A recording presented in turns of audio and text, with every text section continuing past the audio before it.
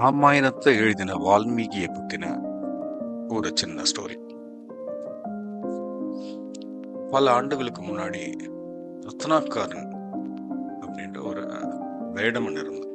அவன் பார்த்தீங்கன்னா காட்டில் வர்ற போற மனிதர்களை கொள்ளையடிக்கிறது, வெட்டுறது, இந்த மாதிரி நிறைய பாவங்களை செஞ்சுட்டு இருந்தான். இப்போ ஒரு நாள் அந்த வழியா நாரத முனிவர் வந்தார். ஸோ நாரத முனிவர்கிட்டையும் அவன் கொள்ளையடிக்க முயன்றான். அப்ப நாரத முனிவர் அவன்கிட்ட, நீ இவ்வளவு பாவங்கள் செய்ய எதுக்காக செய்யற அப்படின்னு கேட்டார். அப்போ என்னோட குடும்பத்துக்காக தான் நான் கொள்ளையடிக்கிறேன் அப்படின்னு. அவர் திரும்ப அவனை கேட்டாரு, நீ கொள்ளையடிச்சு உன் குடும்பத்தை காப்பாத்துற, நான் ஒரு கேள்வி கேட்கிறேன், அந்த கேள்வி என் குடும்பத்துல உள்ள எல்லார்ட்டையும் கேளு, அவங்க அதுக்கு என்ன பதில் சொன்னாங்கன்னு கேட்டுட்டு திரும்ப என்ன பாரு அப்படின்னு சொன்னார். ஸோ அதே மாதிரி ரத்னக்காரன் அவங்க ஃபேமிலி கிட்ட போய் கேட்கும்.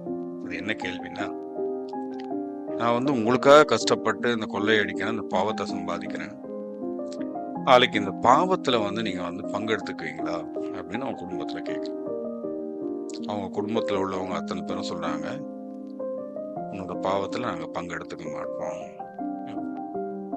அப்பதான் இவனுக்கு ஒரு ஞானோதயம் வந்துச்சு. ஸோ நம்மளுடைய சம்பாத்தியத்தை அனுபவிக்கிறவங்க நம்மளோட பாவத்தை அனுபவிக்க தயாரா இல்லை. திரும்ப நாரதர் முனிவரை பார்த்தோம். அவர்கிட்ட இந்த உண்மையை சொல்லிட்டு மன்னிப்பு கேட்டோம். ஸோ தான் திருந்துறதுக்கு உண்டான வழியும் கேட்டோம். அப்ப அவரு, நீ ராமா அப்படின்னு ஜபித்துக்கிட்டே இரு, உனக்கு புண்ணியம் கிடைக்கும்னு சொல்லிட்டு போயிட்டாரு. ஸோ அவனும் ராமா ராமான்ட்டு உட்காந்து தியானம் பண்ணிட்டு இருக்கப்போ பல ஆண்டுகள் அப்படியே தியானம் பண்ணான். அவனை சுத்தி எறும்பு மேடு கட்டிடுச்சு, மண்மேடு கட்டிடுச்சு. அது பேர் தான் வால்மீகம். அதுக்கப்புறம் தான் வால்மீகின்னு சொன்னாங்க. ஸோ அதுக்கப்புறம் ஒரு வால்மீகியா அறியப்பட்டாரு. பின்னாடி ராமாயணத்தை எழுதினவர் அவர் தான்.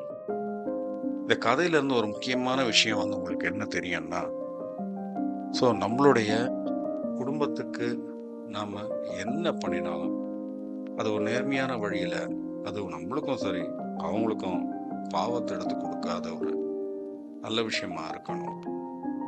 அதை திங்க் பண்ணுங்க. நன்றி.